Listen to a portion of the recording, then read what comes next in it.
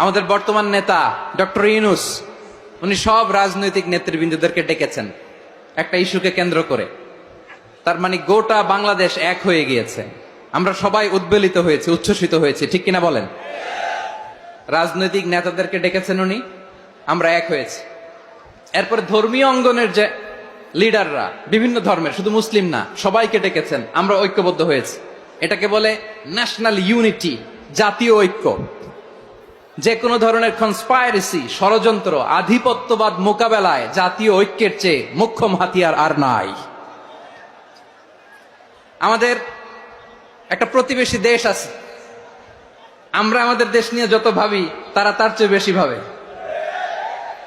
কথা বুঝতেছেন না? আরো ভেঙে বলতে হবে। হ্যাঁ, আমরা আমাদের দেশ নিয়ে যত উদ্বিগ্ন, এদের আরো টেনশন বেশি। বলেন, আমাদের দেশে শান্তি আছে না নাই? আমরা হিন্দু মুসলিমে কখনো দাঙ্গা লাগে? আসতে বলেন, কেন লাগে? ওদের পূজা পার্বণে আমাদের মাদ্রাসার ছেলেরা যে পাহারা দেয়, চিল্লায় বলেন ঠিক কিনা? আমাদের তাফসির মাহফিলের সময় ওরা ডিস্টার্ব করেন, ঢোল বাজায় না। ওদের পূজা পার্বণের সময় আমাদের তাফসির মাহফিলের ডেট হলে আমরা চেঞ্জ করে দেই। সুবহানাল্লাহ, কি সাম্প্রদায়িক সম্প্রীতির রোল মডেল। আর ওই বাংলাদেশের ব্যাপারে তারা অনেক ডিসইনফরমেশন ছড়াচ্ছিল। ভারতের অনেকগুলো গণমাধ্যম, আমি জেনারেলাইজ করব না, আমাদের প্রতিবেশী দেশের সব গণমাধ্যমকে আমি দোষ দিতে চাই না, অনেকগুলো গণমাধ্যম তারা ডিসইনফরমেশন শেয়ার করেছে। ডিসইনফরমেশন আর মিস ইনফরমেশনের পার্থক্য আছে। মিস ইনফরমেশন না জেনে ভুল বুঝে একটা মিথ্যা বা ভুল তথ্য ছড়িয়ে দেয়া, এটার ক্ষমা আছে, এটার কি আছে?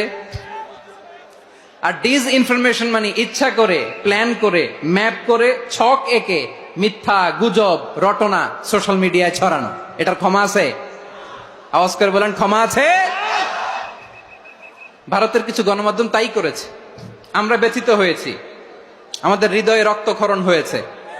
আমাদের প্রতিবেশী দেশকে বলতে চাই, আমাদের দেশ নিয়ে আপনাদের ভাবার দরকার নাই, নিজের চরকায় তেল দেন,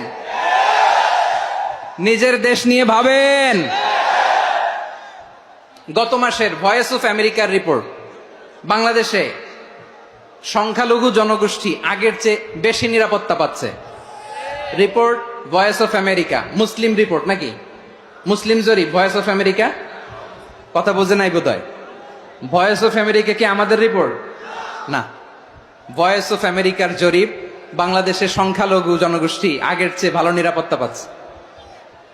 শুধু এখানেই শেষ না, মাইক্রোসফটের একটা জরিপ শোনায় আপনাদেরকে। তারা সারা পৃথিবীতে গুজব, ভুয়া আর মিথ্যা নিউজ ছড়ানোতে কোন দেশ সেরা একটা রিপোর্ট করেছে। এর মধ্যে 1 নম্বরে এসেছে ভারতের নাম। মাইক্রোসফট তো মুসলমানরা চালায় না? কথা বোঝে নাই বোধহয়। প্রতিবেশী দেশকে বলবো, আপনারা নিজের চরকায় তেল দেন, আপনারাও শান্তিতে থাকেন, আমাদেরকেও শান্তিতে থাকতে দেন। সব চেঞ্জ করা যায়, প্রতিবেশী চেঞ্জ করা যায় না। আমাদের ল্যান্ড তাদের ল্যান্ড, পাশাপাশি। আমরা চাই তারাও সুখে থাক, আমরাও সুখে থাকি, ঠিক কিনা? কিন্তু প্রতিবেশী হলে বন্ধুত্বপূর্ণ আচরণ করতে হয়। প্রতিবেশী যদি বন্ধু না হয়ে প্রভু হতে চায়, এরকম দানব প্রতিবেশী কেউ চায় না। ভারত যদি বন্ধুত্ব উপহার দেয়, আমরাও বন্ধুত্ব দিব, কি বলেন? তারা যদি বন্ধু সুলভ আচরণ করে, আমরাও বন্ধুত্ব উপহার দেব। কারণ আমাদের পররাষ্ট্র নীতি হচ্ছে সবার সাথে বন্ধুত্ব, কারোর সাথে বৈরিতা নয়। আলহামদুলিল্লাহ বলেন, কত চমৎকার পলিসি আমাদের। আমরা নির্বিবাদী, আমরা বাংলাদেশিরা শান্তিকামী, we are proud of that. এজন্য আমরা গর্ববোধ করি। আমাদের পররাষ্ট্র নীতি সবার সাথে বন্ধুত্ব, কারোর সাথে শত্রুতা নয়। তাই প্রতিবেশী দেশকে বলবো, আমার ভাইয়েরা, আপনারাও আমাদের ভাই, বন্ধুত্ব দিলে বন্ধুত্ব পাবেন। বন্ধুত্ব ইজ ওয়েলকাম, দাদাগিরি নয়। বন্ধুত্ব ওয়েলকাম, দাদাগিরি নয়, লাউড এন্ড ক্লিয়ার। ভারত যদি বন্ধুত্ব দেখায়, বন্ধুত্ব পাবে। কিন্তু ভারত যদি বাংলাদেশে আধিপত্যবাদ বিস্তার করতে চায়, বাংলাদেশের 18 কোটি জনগণ সেটা রুখে দেবে।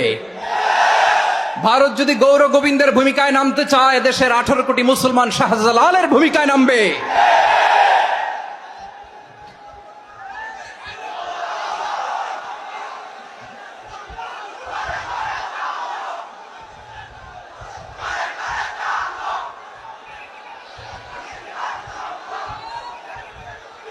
প্রিয় ভাইয়েরা, আমরা বন্ধুত্বে বিশ্বাসী, শত্রুতায় নয়, ঠিক কিনা বলেন?